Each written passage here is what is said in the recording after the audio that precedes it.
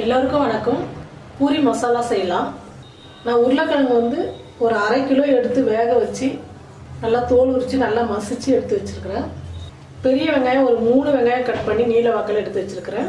பச்சை மிளகாய் வந்து ஒரு 6 பச்சை மிளகாய் எடுத்து வச்சுருக்கிறேன். இது வந்து சின்ன பச்சை மிளகாய் காரம் அதிகமாக இருக்கும். அதனால தான் நான் வந்து 1/2 கிலோ உருளைக்கிழங்கு 6 பச்சை மிளகாய் எடுத்து வச்சுருக்கிறேன். கொத்தமல்லி கொஞ்சம், கருவேப்பிலை கொஞ்சம், இஞ்சி பூண்டு பேஸ்ட்டு. இப்போ பூரி மசாலா எப்படி செய்யறதுன்னு பார்க்கலாம். கடாய் சூடு அரிடிச்சு எண்ணெய் விட்டுக்கலாம்.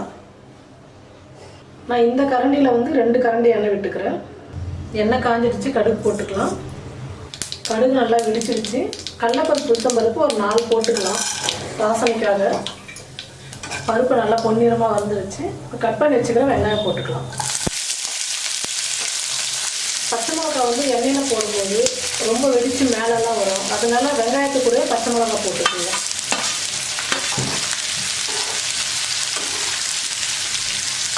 வெங்காயம் நல்லா ஒரு 2 நிமிஷம் நல்லா வதக்கிக்கலாம்.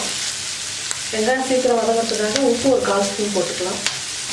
நல்லா கலந்து விட்டுட்டு கொஞ்சம் நேரம் நல்லா வெங்காயம் நல்லா வதக்கிக்கலாம். வெங்காயம் பாதி அளவுக்கு நல்லா வதங்கிடுச்சு. இப்போ இஞ்சி பூண்டு பேஸ்ட்டு போட்டுக்கலாம்.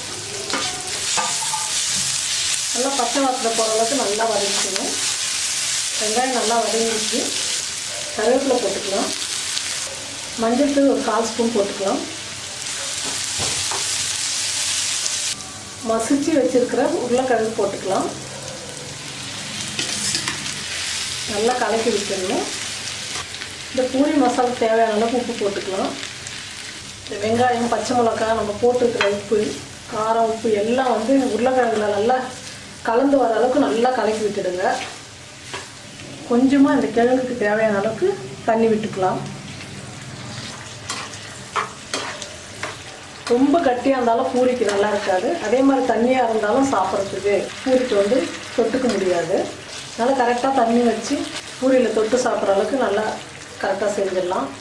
இன்னும் கொஞ்சமாக தண்ணி விட்டுக்கலாம். பாருங்கள், பூரி தொட்டு சாப்பிட்றதுக்கு மசாலா வந்து இந்த அளவு கரெக்டாக இருக்கணும். 1 நிமிஷம் கொதிக்க வச்சு இறக்கிடலாம். நம்ம பூரி மசாலா ரெடி ஆகிடுச்சு. இப்போ கொத்தமல்லி தூவிக்கலாம். பூரிக்கு வந்து ரொம்ப சூப்பராக ரொம்ப நல்லாயிருக்கும் பூரி மசாலா. இந்த மாதிரி செஞ்சு பாருங்கள். செஞ்சு பார்த்துட்டு கமெண்ட்டில் சொல்லுங்கள், ஷேர் பண்ணுங்கள். நன்றி.